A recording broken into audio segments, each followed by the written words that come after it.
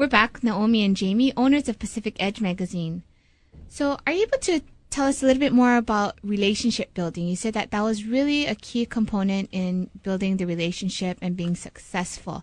Now, some people think that relationship building is going and networking, what they call meeting people. But how did you really massage that relationship to build a relationship where people could have that faith in you to sponsor you to become successful and be where you are today?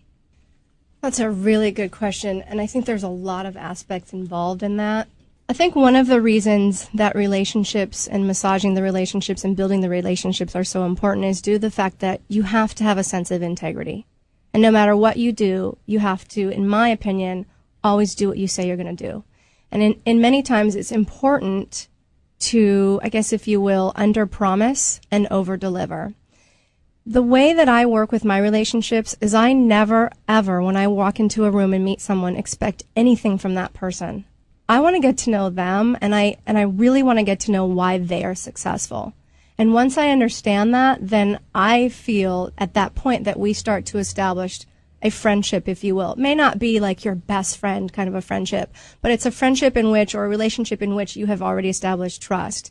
And then it's just kind of, sometimes it's personalities. Sometimes your personalities mesh very well with certain people, and sometimes you have to, kind of build that base, if you will. But I think if you know who you are, you're focused on and secure in what you are really working towards, and you understand what works the best for your partner and or your client and or your customer, and you grant excellent customer service with that relationship and with that person, then those are several aspects of what have helped me personally to get to where I am, in addition to being from Hawaii and being from Kauai and establishing those relationships from the Hanabata days, if you will. Do you think that being from an outer island is an advantage or a disadvantage?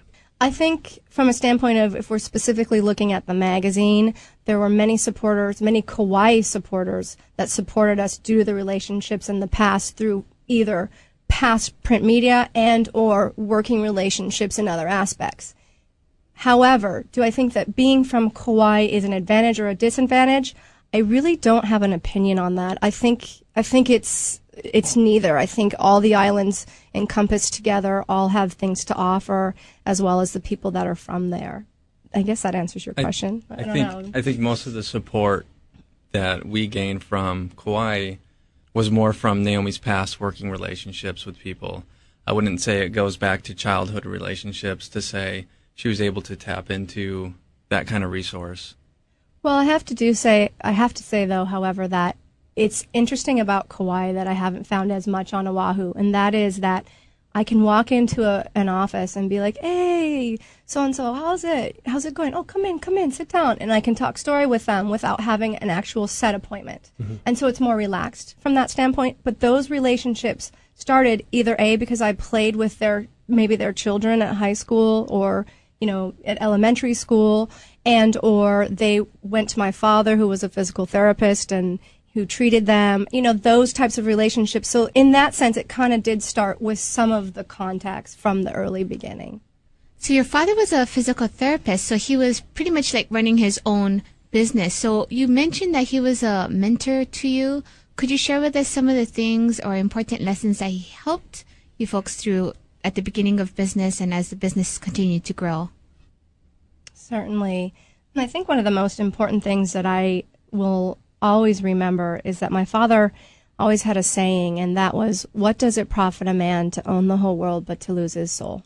And that really struck a sense in me, in that, he told me about how, he's a physical therapist. He owned his own business. He worked very, very hard. He started from the very beginning at Wilcox Hospital, moved over to Kauai with, $5 in his pocket. I know that's not true, but, so to speak, very little, and just worked very, very hard.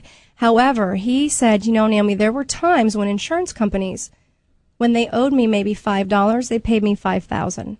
And he said, I don't care if it costs me 32 cents to send 1 penny back. It's not mine. And make sure that whatever you do, that you do it honestly. And I thought that was really interesting, especially in business, where sometimes people can tend to step on other people to get to where they need to be. And honestly, I think from a standpoint of the magazine and our integrity and that in which we do business, that's one of the main things that always stood well in my mind and continuously does when we move forward. Thanks for tuning in. Stay tuned for more on Greater Good Radio.